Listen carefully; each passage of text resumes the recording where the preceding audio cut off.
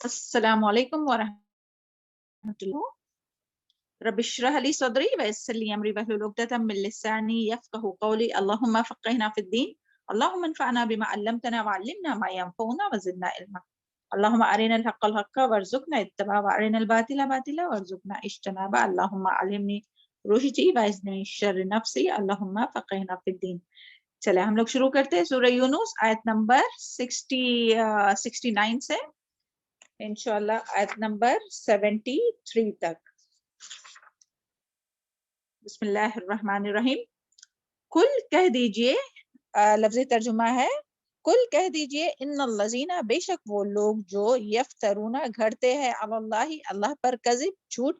لا یفلحون نہیں وہ فلاح پائیں گے، متاعن فائدہ اٹھانا ہے، فی الدنیا دنیا میں، ثم پھر الینا ہماری ہی ہمارے طرف ہی، مرجعہم لوٹنا ہے ان کا، ثم پھر نذیقہم ہم چکھائیں گے انہیں عذاب شدید سخت، بما کانوا یکفرون بوجہ اس کے جو وہ تھے کفر کرتے۔ تو یہ آیت جو ہے وہ کنٹینیوشن ہی ہے پیچھے کی آیت کا، آیت نمبر جو 68 تھی اس کی ہی کنٹینیوشن ہے، کہ جس میں مشرکین مکہ جو اللہ تعالیٰ کو، جو اللہ تعالیٰ کے لیے اولاد ثابت کر رہے تھے، کہ وہ کہتے تھے کہ فرشتے جو ہے وہ اللہ تعالیٰ کی بیٹیاں ہیں، اور اسی طرح یہود نے کہا تھا کہ عزیر علیہ السلام اللہ تعالیٰ کے بیٹے، اور نصارہ کہتے تھے کہ عیسیٰ علیہ السلام اللہ کے بیٹے ہیں۔ تو اللہ تعالیٰ نے ان تمام جو باطل جو بات تھی اس کی تردید کی، اور فرمایا کہ یہ سب جھوٹ ہے اور الزام تراشی ہے جو یہ اللہ تعالیٰ پر کرتے ہیں، اور اللہ تعالیٰ تو غنی ہے، اللہ تعالیٰ کسی کا محتاج نہیں ہے، اور چونکہ اللہ تعالیٰ غنی ہے، اللہ تعالیٰ کسی کا محتاج نہیں ہے، تو اللہ تعالیٰ کو کسی اولاد کی ضرورت نہیں، کسی بیٹے کی ضرورت نہیں، اور اللہ تعالیٰ کے لیے ہے جو کچھ آسمان میں ہے اور زمین میں ہے، ہر چیز اللہ تعالیٰ نے ہی پیدا کی ہے، اور اللہ تعالیٰ ہی اللہ تعالیٰ ہی تمام چیزوں کے مالک ہے۔ تو جب اللہ تعالیٰ مالک ہے تو اللہ تعالیٰ کی جو مخلوق ہے وہ کس طرح سے اللہ تعالیٰ کی اولاد ہو سکتی ہے؟ تو اسی کا کنٹینیوشن یہاں کرتے ہوئے یہاں اللہ تعالیٰ نے نبی کریم صلی اللہ علیہ وسلم سے فرمایا کہ آپ مشرکین سے کہہ دیجئے، یہ جو آیت ہے نا آیت نمبر 69 اور 70 اس کی بات ہو رہی ہے، کہ اللہ تعالیٰ یہاں نبی کریم صلی اللہ علیہ وسلم سے فرمایا کہ آپ مشرکین سے کہہ دیجئے کہ یہ اللہ پر جھوٹ باندھتے ہیں، یعنی یہ جو لوگ کہتے ہیں نا کہ اللہ تعالیٰ کی اولاد بنائیں، تو یہ اللہ تعالیٰ پر جھوٹ باندھتے ہیں، الزام لگاتے ہیں، جھوٹ گھڑتے ہیں، اور یہ جو جھوٹ گھڑنے والے، جھوٹ بولنے والے لوگ کبھی بھی کامیاب نہیں ہوں گے، اور اگر وقتی طور پر یعنی بالفرض اگر دنیا میں کامیاب ہو بھی گئے تو یہ تو دنیا کی زندگی تو حقیر، یعنی دنیا کی جو بھی کامیابی ہے اور دنیا کا جو بھی فائدہ ہے وہ تو حقیر سا فائدہ ہے، وہ تو تھوڑی سی زندگی ہے، اور اس کے بعد جو ہے اللہ تعالیٰ فرما رہے کہ آخر میں انہیں ہمارے پاس ہی آنا ہے، اور پھر اللہ تعالیٰ انہیں بہت سخت سزا دیں گے ان کے اس جھوٹ گھڑنے کی وجہ سے، ان کے اس اللہ تعالیٰ پر الزام تراشی کرنے کی وجہ سے۔ تو یہاں ہم لوگوں کو ایک بات سمجھنا چاہے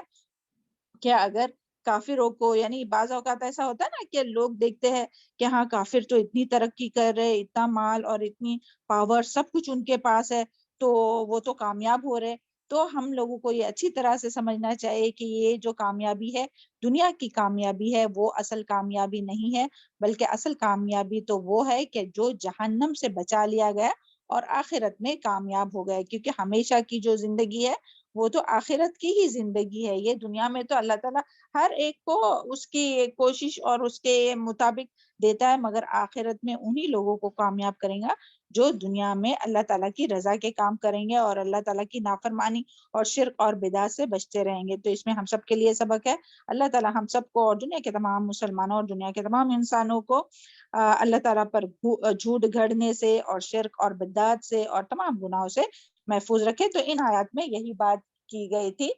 کہ اور دنیا کا کتنا بھی فائدہ ہوگا تو وہ بہت ہی حقیر سا فائدہ ہے، اس کے لیے ہمیں حسرت نہیں کرنا چاہیے کافروں کے بارے میں نا کہ اللہ تعالیٰ نے انہیں اتنا دیا ہے۔ تو اور پھر وہ والی حدیث بھی یاد کیجئے کہ دنیا میں اگر کسی کو بہت عیش و عشرت بھی کیا ہوگا اور بہت مال اور اس کو کوئی تکلیف بھی نہیں پہنچی ہوں گی، ہر طرح سے اس کے لیے آرام ہوگا، تو جہنم میں بس ایک اس کو ڈب لگایا جائے گا، ایک جھلک اس کو دکھائی جائیں گی اور اس سے پوچھا جائے گا کہ تمہیں کبھی راحت ملی تھی، تو وہ والی حدیث یاد کیجئے، وہ اپنی حدیث ہو گئی ہے۔ تو چلے آگے پھر دیکھتے ہیں آیت نمبر 71، اعوذ باللہ من الشیطان الرجیم، وَاتْلُ عَلَيْهِمْ نَبَأَ نُوحٍ، اور پڑھ سنائیے آپ ان پر نبا خبر نوح علیہ السلام کی، اس قالا جب اس نے کہا لقومی اپنی قوم سے، یا قومی اے میری قوم، ان اگر کہنا ہے خبورہ بھاری علیکم تم پر مقامی کھڑا ہونا میرا، و تذکیری اور نصیحت کرنا میرا، بھی آیات اللہ ساتھ اللہ کی آیات کے، فعال اللہ تو اللہ پر ہی توکل کیا میں نے، فاجمعوا تو پختہ کر لو تم امرکم معاملہ اپنا، و شرکاءکم اور شریک تمہارے بھی، ثم پھر لا یکن نہ ہو امرکم معاملہ تمہارا، علیکم تم پر گمتن پوشیدہ، مخفی،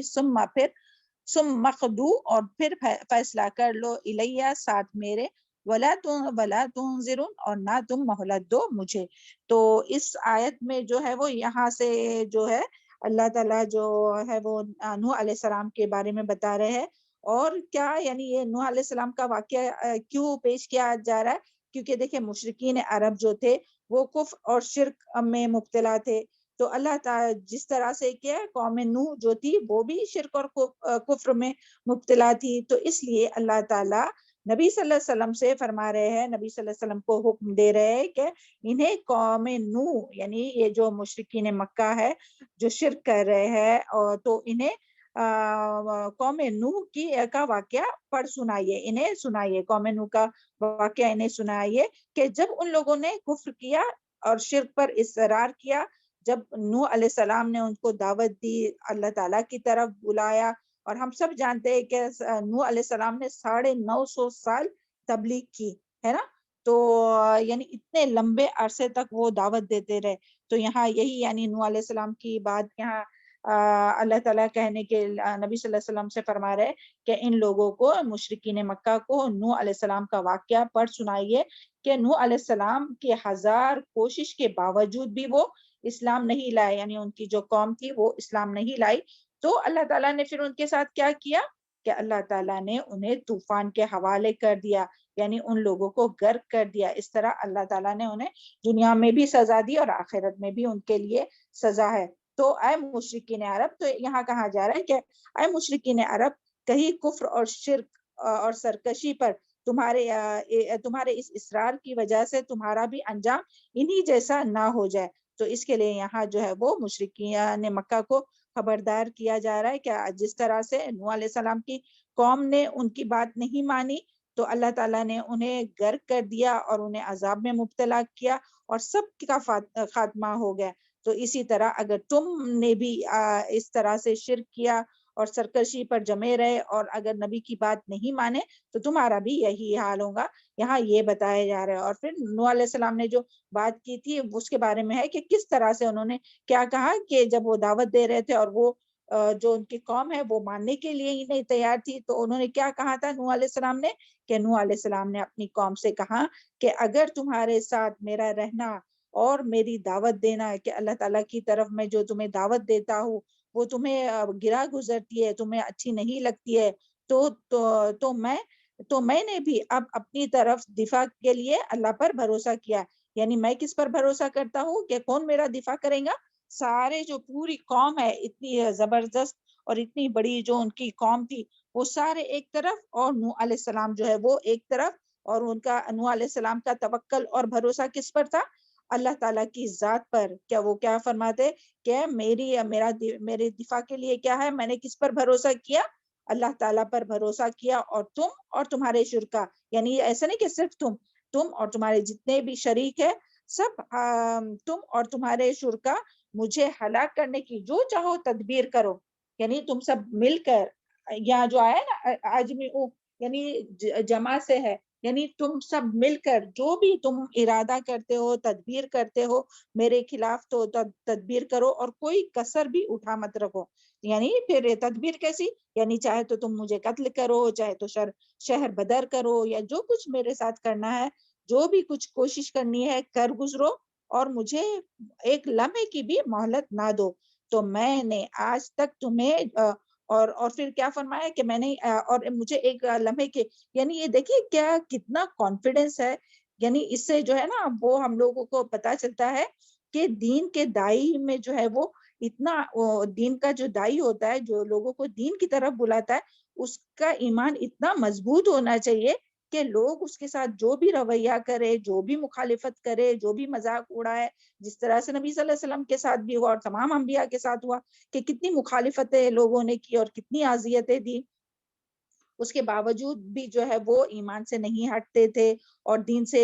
نہیں پھرتے تھے، اور اپنے جو دعوت کا کام تھا وہ نہیں چھوڑتے تھے. تو ہم سب کے لیے بھی اس میں بہت بڑا سبق ہے کہ ہمیں بھی جو ہے وہ اسی طرح ڈٹے رہنا ہے، دین پر ثابت قدم رہنا ہے، اور اپنے ایمان میں یعنی مضبوط رہنا چاہیے، ثابت قدم ہونا چاہیے، اور مخالفت سے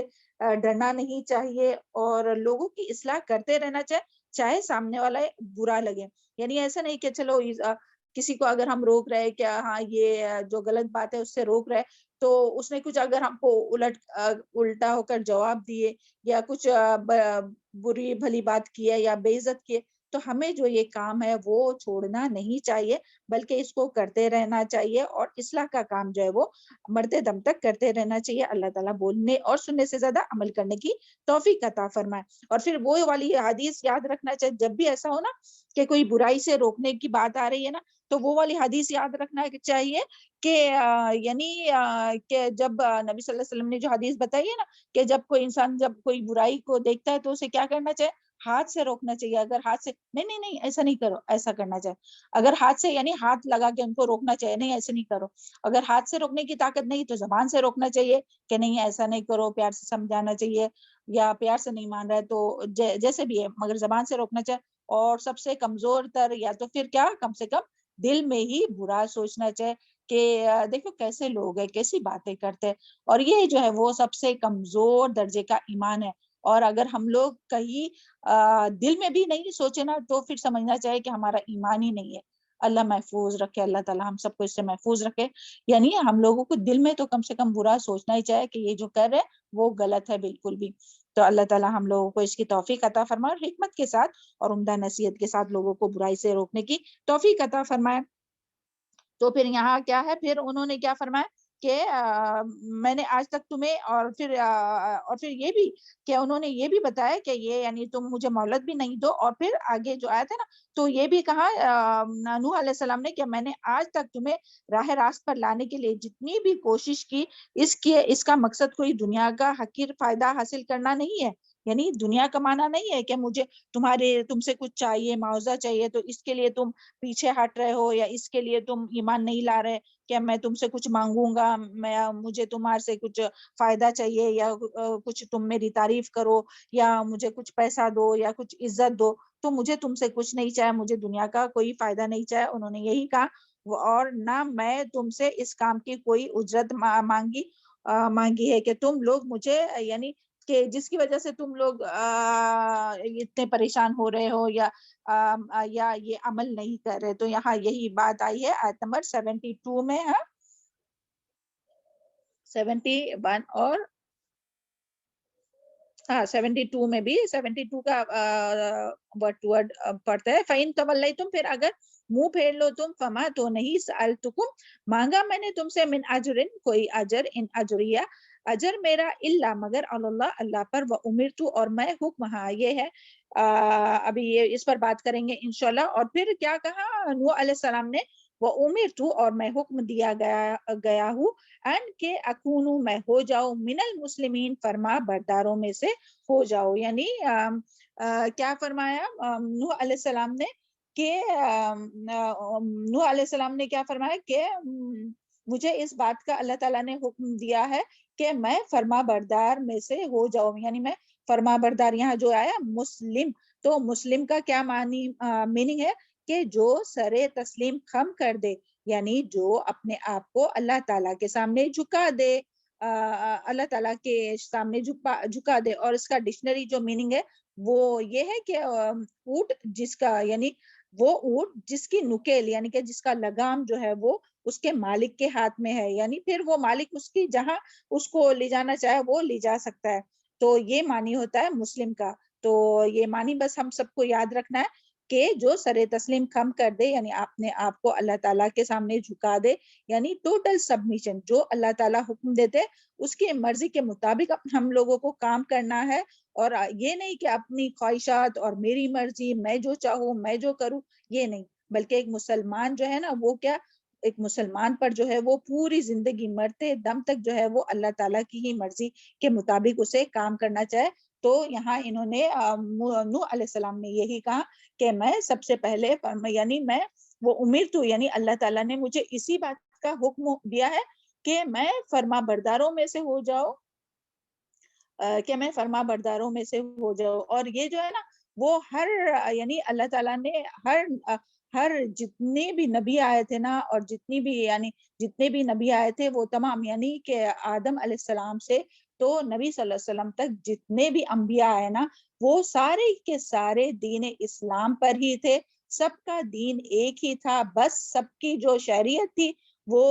الگ الگ تھی. اور اس کا ذکر سورہ المائدہ آیت نمبر 48 میں ہے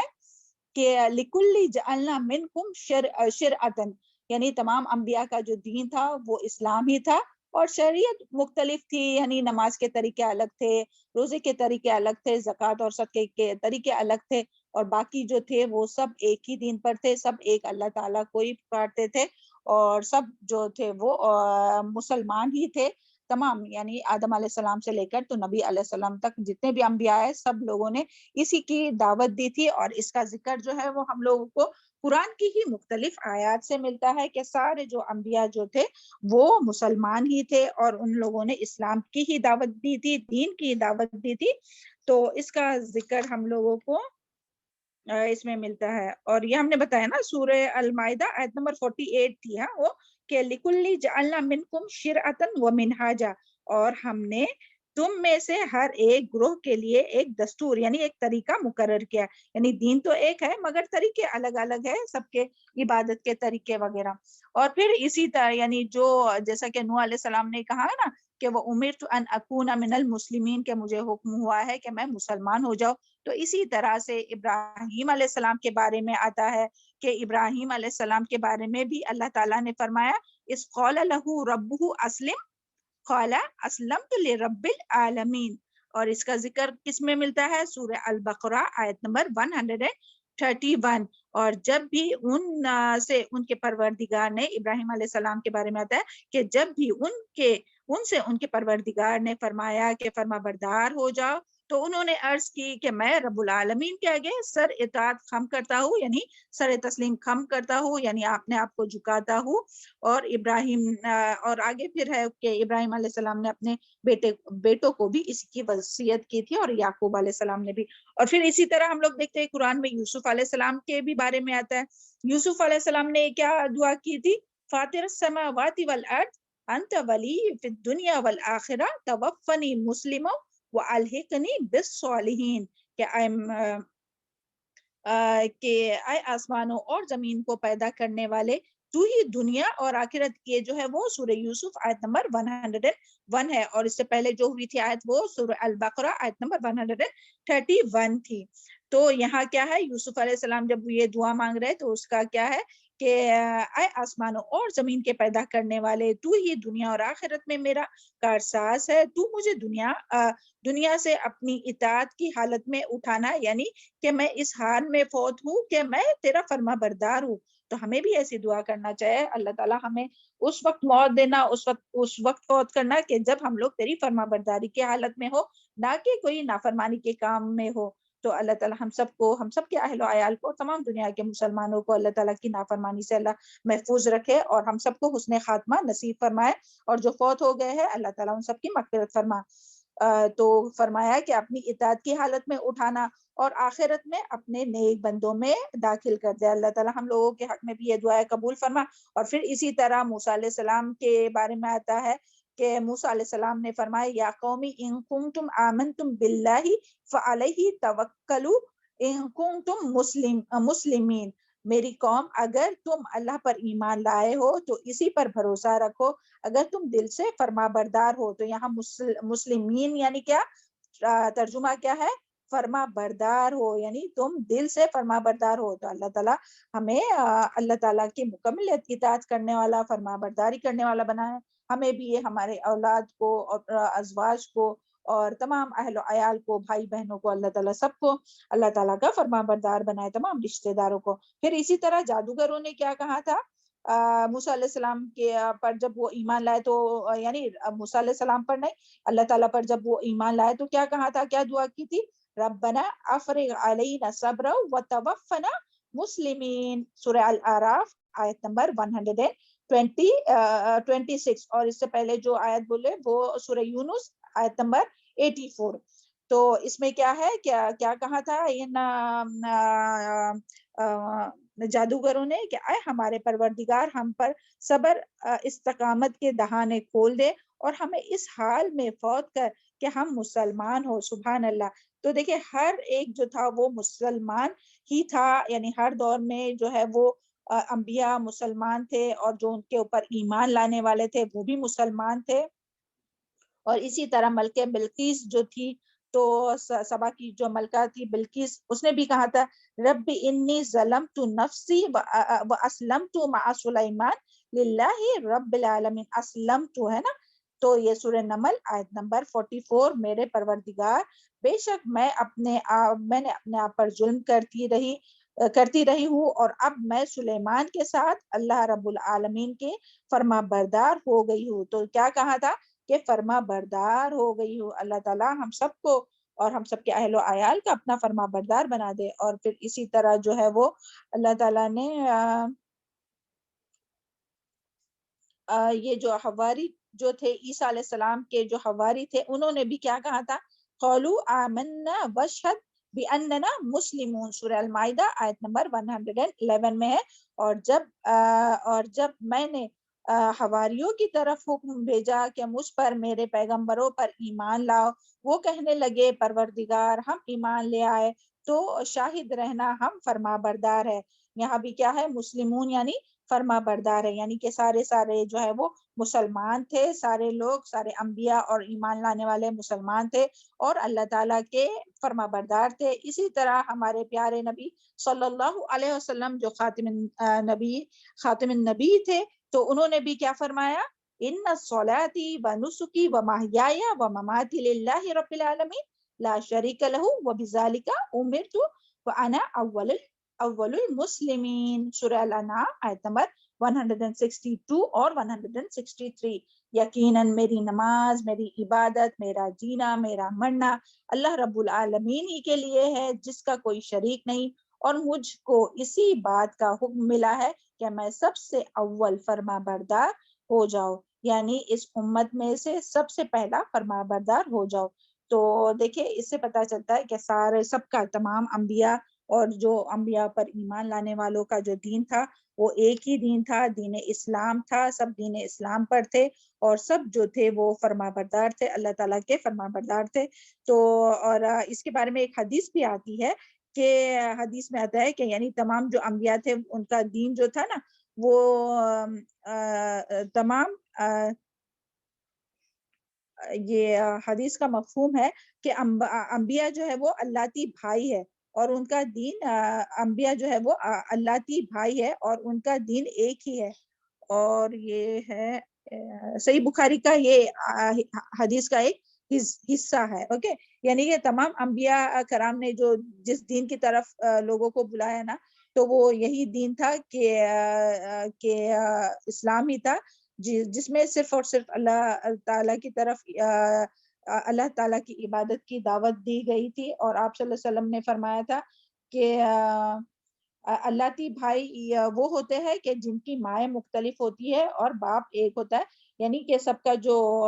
شریعت جو ہوتی ہے وہ مختلف ہوتی ہے، اور سب کا جو دین ہوتا ہے وہ کیا، صرف اور صرف اللہ تعالیٰ کی عبادت کرنا. تو یہی سب کا دین تھا، اور شریعت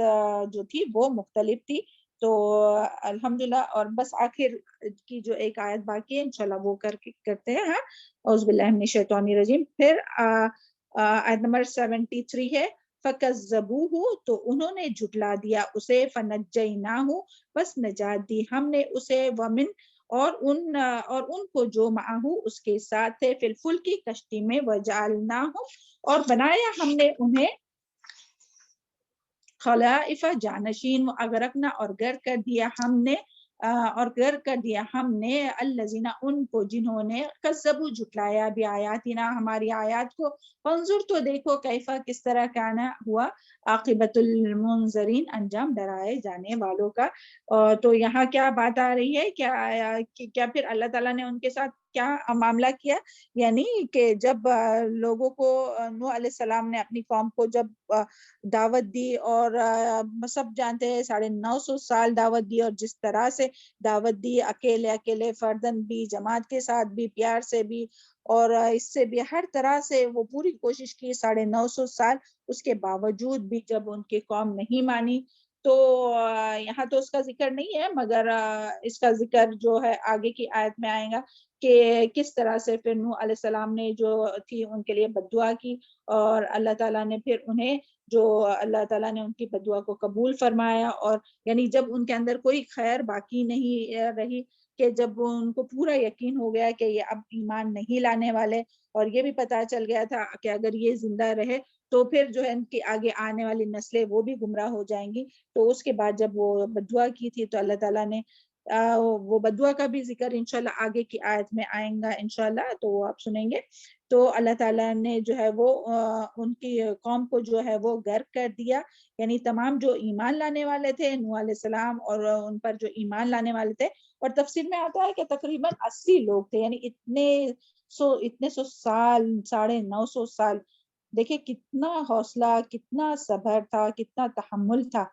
کہ اتنے سال تبلیغ کرنے کے باوجود صرف 80 لوگ ایمان لائے، مگر پھر بھی وہ تبلیغ کرتے رہے. اور ہم لوگ تھوڑے ہی دن اگر کسی کے ایسے کہتے کوئی بات، اور جب وہ نہیں مانتے تو ہم لوگ سوچتے کہ چلو بھائی ابھی تو ان کو کچھ بتانا ہی نہیں، ابھی تو ان کو بول کے فائدہ ہی نہیں، یہ نہیں مانتے بات. تو ہمیں بھی ہمت نہیں ہارنی چاہیے، اور اسی طرح دعوت دیتے رہنا چاہیے اپنی آخری سانس تک. اور ہدایت، دعوت دینا اپنا، یعنی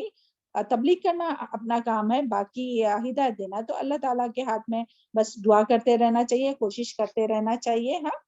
اور یہاں یہی کہ پھر اللہ تعالیٰ نے انہیں، نوح علیہ السلام کو، اور جو ایمان لائے تھے ان لوگوں کو جو ہے وہ بچا لیا، اور پھر انہیں جو ہے وہ جانشین بنایا. یعنی جانشین، یعنی جو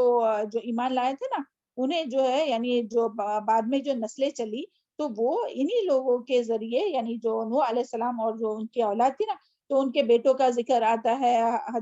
تفسیر میں، کہ حام، سام اور یافت، یہ 3 جو ان کے بیٹے تھے وہ، اور ایک بیٹا تو ان کا جو تھا وہ وہیں رہ گیا تھا.